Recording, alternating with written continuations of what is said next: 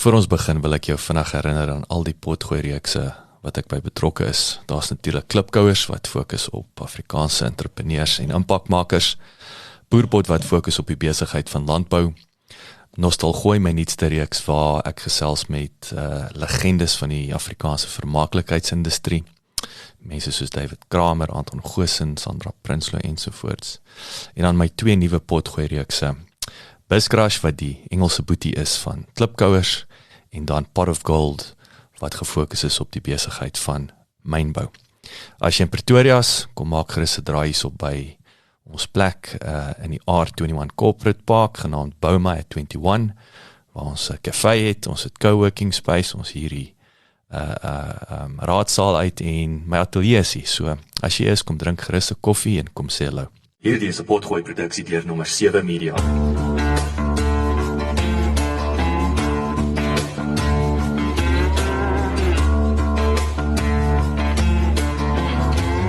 Hierdie is potgooi 7 van 8 episodes van Agri SA se 2019 Kongres. Aan die woord is Morné Mostert en hy is die direkteur van die Instituut vir Toekomsnavorsing by die Universiteit van Stellenbosch. En hulle is natuurlik die enigste van hulle soort in Afrika. Hy fokus op die toekomstige wêreld en die impak van die vierde industriële rewolusie op die wêreld. Lekker luister. Ladies and gentlemen, good afternoon. Goeiemiddag, it's fantastic to meet you. I can rest assured that no one was paying attention to the CV while you were waiting, so I applaud your applause in anticipation of my talk, which for us as futurists is a strange thing, you know. Applaus voordat enigiets gebeur.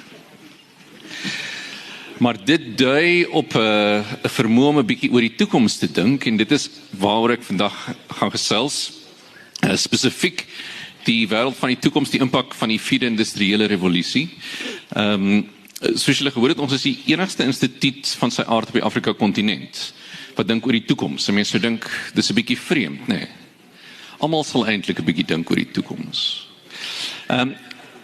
So I'll share with you a few thoughts essentially on my hopes and aspirations for the clicker. There we are. I should point out that there's a pilot and 300 other passengers waiting for me. So I'm inspired by my first picture there. I'll talk specifically about the nature of thinking about the future, and how that may be different from thinking about the present or the past. It turns out that the moment we think about the future, the way in which we think changes. And that has serious implications for decision making by senior people. So one of the implications is this. Let's have a look here. The first issue is that a decision is always made in the present. Nee, jy kan net 'n besluit maak in die hede. Selfs al maak jy dit nou môre, dan is dit môre die hede. As jy gister gedoen het, was dit gister die hede. Maar nou is die vraag, waarop baseer jy die besluit? En dit klink dalk 'n bietjie vanselfsprekend, maar jy baseer dit op die verlede. So dis nou alreeds 'n bietjie interessant. Of is vir my in 'n geval interessant. Dat jy maak die besluit in die hede, with all the noise of the present, and the headlines in the media and so on. And you're essentially basing that on a time that you'll never visit again. The real kicker is, when are you making the decision for? Yeah. So you can see the foundation of my science. It's odd, isn't it? Make the decision in the present, all the noise, all the media. Base it essentially on the past, make it essentially for the future. So the way that we make decisions for the future, it turns out that's a bit of a science. And there's a 3-year postgraduate program you can come and do if you like. But I'll do this in the next 12 minutes or so. So you can see that an awful lot of this has to do with thinking and the quality of your thinking. That's essentially what I do for a living. I think about thinking. It's only at a university where that's an actual job. Your boss phones you. What are you doing? I'm thinking. What are you thinking about? I'm thinking about some thinking. Good. I'm glad to see you're working. But how does that then work? I mean, what do you actually do? Is there a method for this? And we have a rule of thumb. Is there an Afrikaans translation for a rule of thumb? Rule of thumb is a duimreël. Het die ander vingers ook reëls?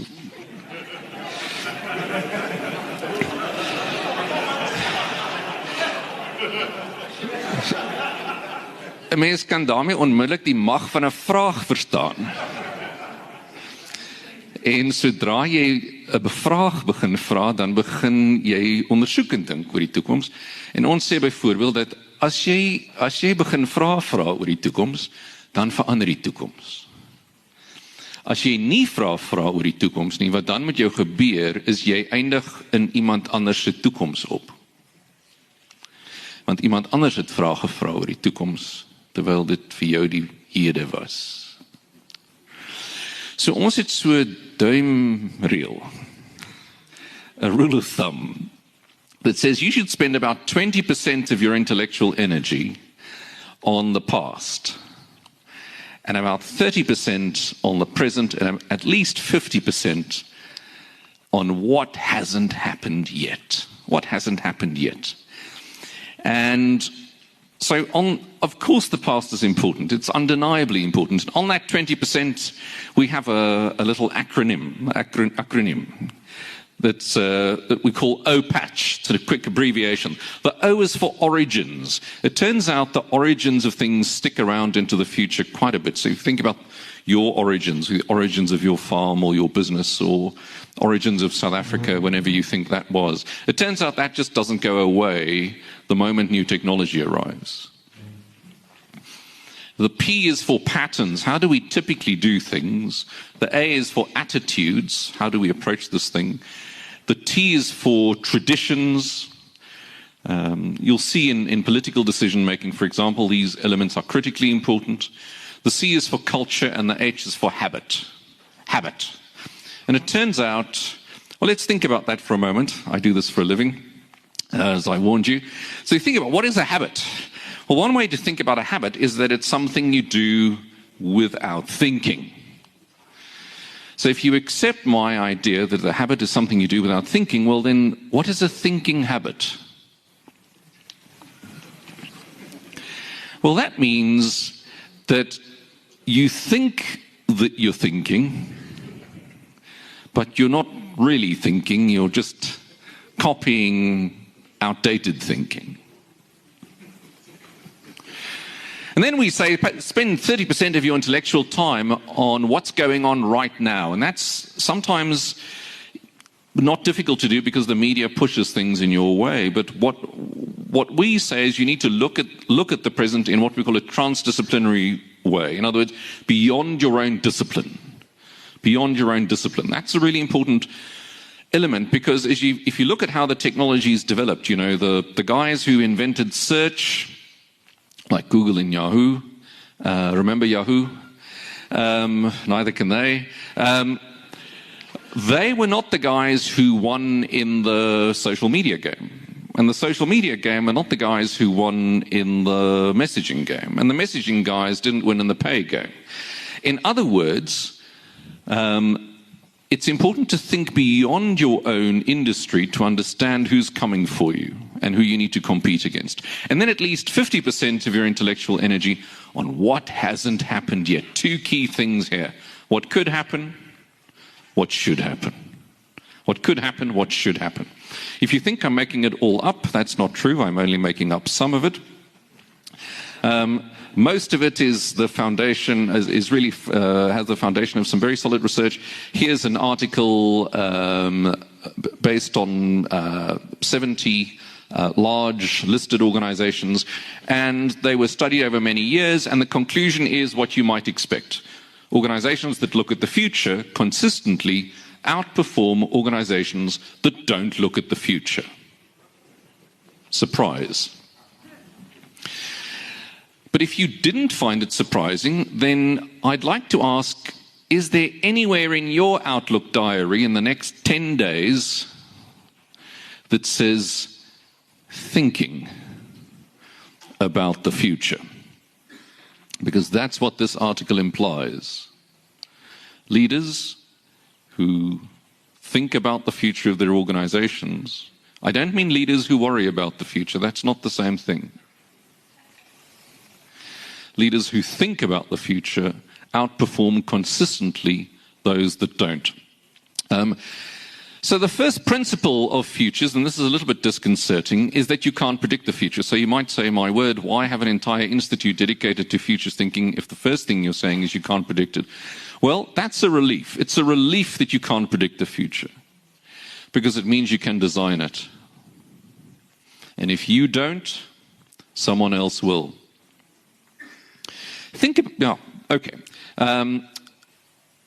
And so that principle is in what we call in technical language exospection. We sometimes call it the Cremora principle. Cremora principle. For the younger people in the room, in the 1980s, there was inconsistent electricity supply in South Africa. Some things don't change. And a massive company called Nestle thought milk in a can. This is the thing. And some of you will remember the advert. There's a gentleman standing at the fridge. He's not the sharpest pin in the packet. He's confronted by the overwhelming complexity of finding something within a 1 cubic meter range. But okay. Fortunately, he has a consultant. She's in the bedroom. He gives up his search, phones the consultant. She advises. It's not inside. It is, in fact, on top. He didn't bother looking there in his search. She regrets having married him. They don't show the whole movie. They just show the...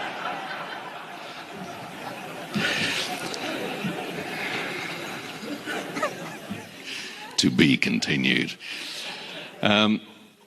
We call it the Cremora principle because the idea is it's not inside. It's not in your farm, it's not in your business, it's not, despite what Oprah told you, inside you. You've heard this stuff, you need to look inside you. We think this is a really bad idea. You've seen those movies? At the end she realizes it was inside her all along.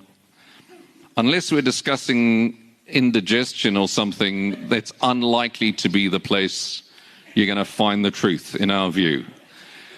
So we say, look outside of your farm, outside of your business, outside of your country.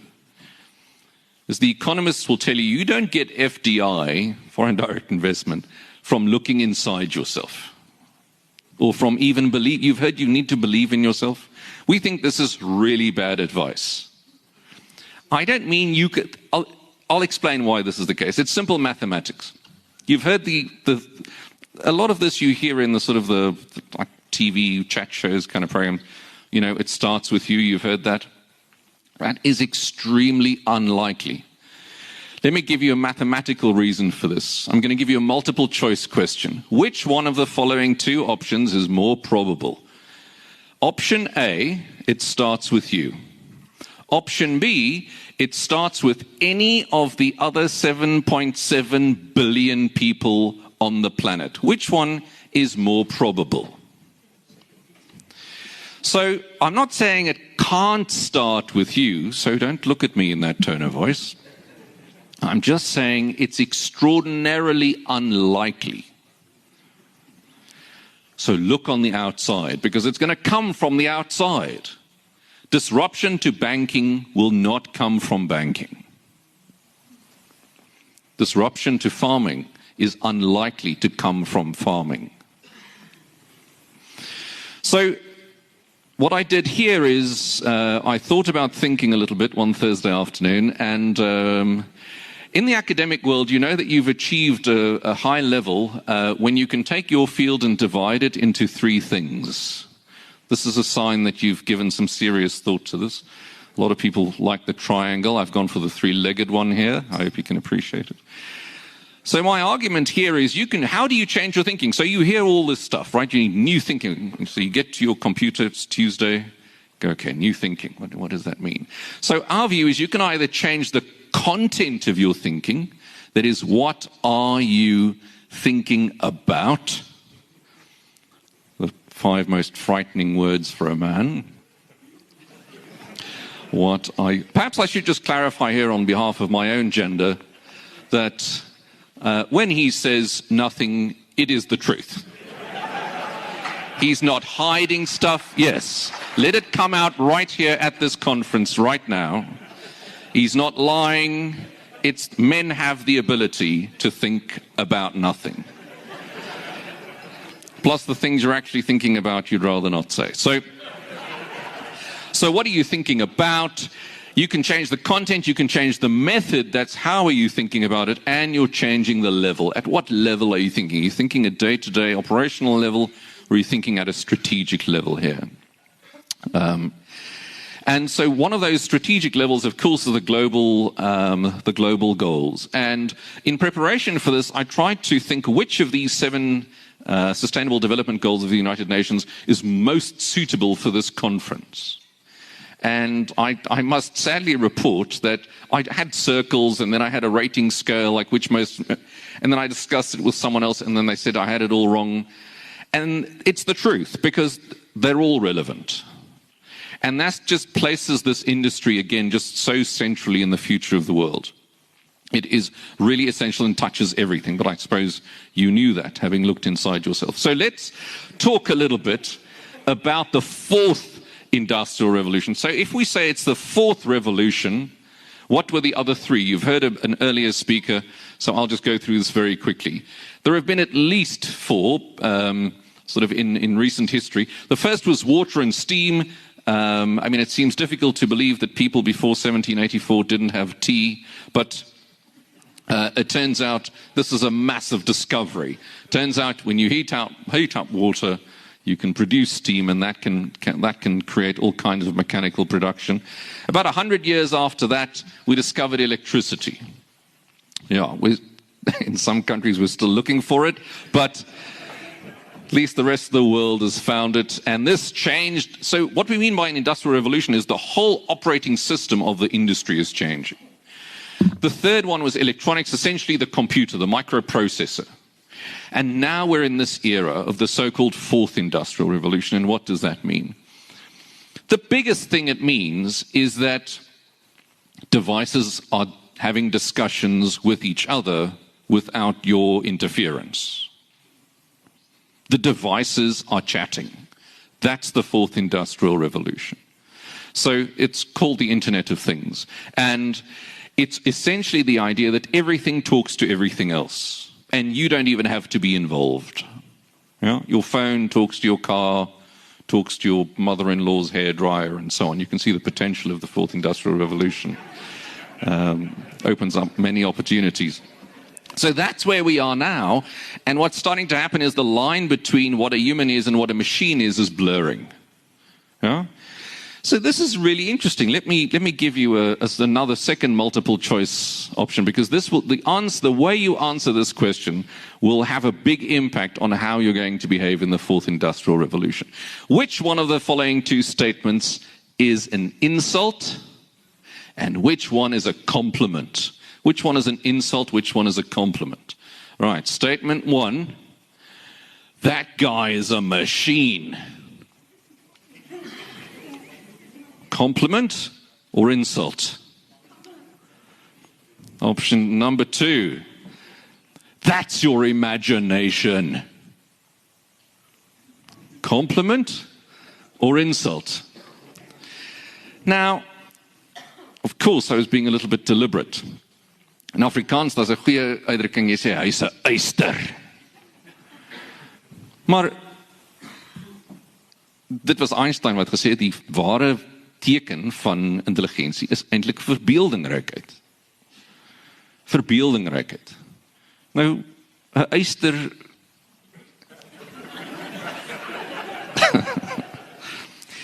So met ander woorde, die vierde industriële revolusie begin nuwe vrae vra oor wat is 'n mens en wat is 'n boer en so aan. en wat is die rol van die mens binne, en dit is een van die paradoksale elemente van die vierde industriële revolusie. Ons dink dit gaan oor tegnologie, en dit is so, maar dit laat ons eintlik nuwe vars vrae vra oor wat is 'n mens? En wat bring die mens eintlik na die situasie toe? Want een van die groot dinge is natuurlik artificial intelligence, kunsmatige intelligensie, but it is absolutely true, and people are worried about jobs, and I was fortunate to be on the International Labour Organization's International Panel of Experts on the Future of Work, and I made the point there, which I'll make here. The way business works, and people will lose jobs in the very short term, that is absolutely almost undeniable in the short term. Because the issue with artificial intelligence is that business will almost always prefer artificial intelligence over natural stupidity. And you prefer it too. You prefer it too. If you're checking in at the hotel and you'd actually just rather have a machine go, welcome, here's your room number. You know, without wanting to know how was your day and so on. So artificial intelligence is probably the number one. There are a few others, and I'll run through them very quickly. Big data, of course, it just means we have samples now. So, I mean, we've worked a lot with the wine guys, for example. If you grew up and you grow Sauvignon Blanc or whatever, how long does it take you to get 30 years of experience? It takes roughly 30 years. Right. That was a trick question. But with big data, if you've now got data from 10,000 Cabernet Sauvignon vineyards from similar regions from all over the world, how long does it take to get 10,000 years worth of experience? Okay, that's big data, and that's really changing the way that we think about experience. The next is disintermediation, which essentially just means that if you play a middleman role, you're dead, the end. If you're not adding anything except being in the middle, then the technology is disintermediating you either already or very soon. The Internet of Things I've spoken about, the idea that everything's connected to everything else. Nano, we've already heard about. We can just work at such sub-microscopic levels now. It's really quite astonishing. The phenomenon of exponentials, kind of organizations that get to $1 billion within 18 months, is certainly part of the fourth industrial revolution. And that has all sorts of implications, of course, for agriculture. The thing about trends, typically with futures thinking, is that we exaggerate their impact in the short term and underestimate their impact in the long term. We think, oh, the robots are coming. And this is kind of true about the future, but it also depends on how you think about the future. So let's do another experiment. I can tell you're not that interested in my slides. Let's do another experiment. Let's say that you get an email that you have a meeting next Wednesday. I'm sorry about this, but this is just life. You have to attend these things. You have a meeting next Wednesday. Your supplier or someone's organized a meeting. Then 2 hours later, you get another email saying that the meeting has now been moved forward by 2 days. On which day is the meeting now? Okay, let's see. How many people think the meeting's on a Monday? We've got a few. How many think it's now on a Friday? Well, clearly the rest of you are just not going to this meeting.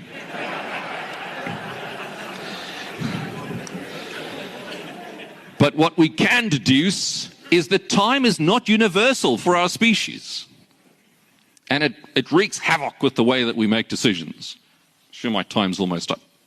Of course, we've heard about drones and telly and so on. It's all the idea of from a distance, so I won't bore you with that. Wearables are maybe fashion accessories for livestock is a bit of a stretch, but certainly what's happening is that technology is coming closer to our bodies, and they're now at a point where they're entering. Yeah? They're entering. 3D printing you've heard about, and here generations play a very interesting role. I explained to my 11-year-old son the other day these two models. We were having a burger, and I said, well, in the one model, you get the baby cow. You can see I'm an agriculturalist. You get the baby cow. I know nothing about agriculture. You get the baby cow. You raise the baby cow. Do you give him a name? No, son, this is a bad idea. Why? Because you then send him to an abattoir. We give it a French name because it makes it sound fancy. And then you slice it in small pieces and then you eat it. There's also another model where you grow it in a lab. So I gave a few adults that story a few days ago, and they said, a lab, ugh, that's disgusting. I explained it to my son. He said, an abattoir, ugh, that's disgusting. So there's a generational impact here that's clearly coming, and when you superimpose that on the fourth industrial revolution, it will certainly put the cat amongst the pigeons. And then, of course, we've heard about security just a few moments ago, so I won't bore you with that. Perhaps I could share with you, we have a conference in a few weeks with the Club of Rome, one of the world's leading think tanks. And this is therefore big drivers of the future. So not so much a 4IR view, but very much focused on climate emergency. And we heard from the minister this morning how important that is, and we heard from Dr. Mostert how important this idea is that we give people hope in all sorts of times of crisis.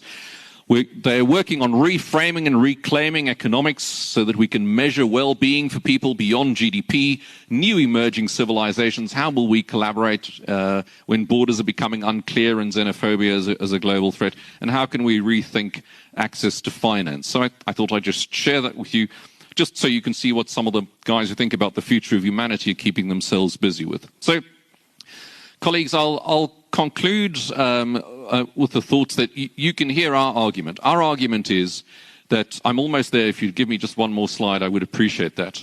I'm tempted now to say the future is a blank open space, thank you very much, goodbye, but I'll nevertheless leave you with the thought that, as you can perhaps hear, that our view is that those who know where they come from also know where they've been. You've been kind. Thank you.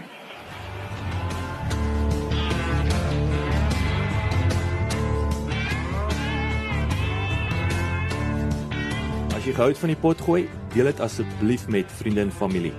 Of besoek ons webwerf by www.agrisa.co.za.